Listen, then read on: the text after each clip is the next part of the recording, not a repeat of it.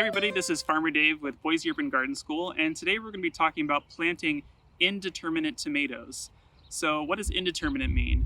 It means that we cannot determine how long this tomato is going to get because it's a vine type tomato versus a determinate tomato, which is more of like a bush type tomato. But today we're talking about the vine tomatoes. So let's go ahead and zoom in on this. We got a couple things going on here that we need to talk about. First, in order to increase and maximize your yield on your tomatoes, there's some pruning that you want to do.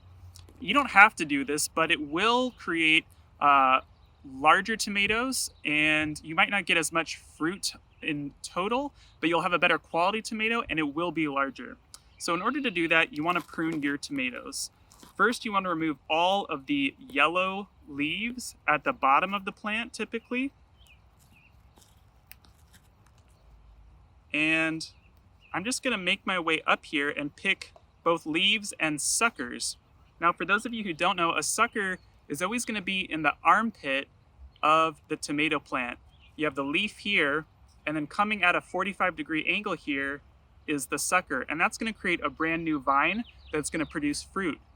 But when you remove those, it helps the plant concentrate on fewer fruits, making them better quality and larger. So I'm going to remove a couple of those. And this one's also yellow. And I'm going to leave this one right here, and this will be my second vine. So in total, I'm going to have two main vines. And I'm going to leave all of the rest of the leaves up here. I am going to take some of these baby suckers off, working my way up.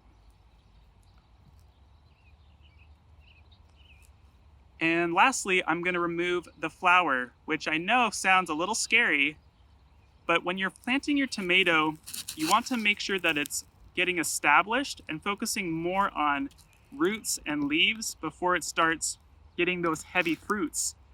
And if it's too heavy, it's going to tip over if it's not set in the soil. So that looks pretty good. And then what I'm going to do over here, I got my planting hole ready.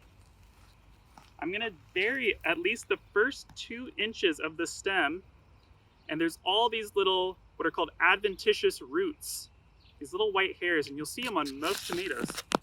When you plant those in the ground, they turn into stronger roots, which is really great and creates an overall stronger plant. So I'm going to pop this out of my little pot, put it in the hole right here, and backfill it, covering those first 2 inches. Now after you do that, you want to make sure that it gets a good drink. So make sure to water it in.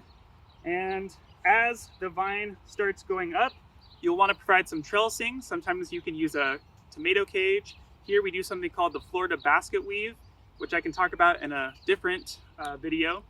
But that's pretty much it. And thanks so much for tuning in today to learn about planting indeterminate tomatoes.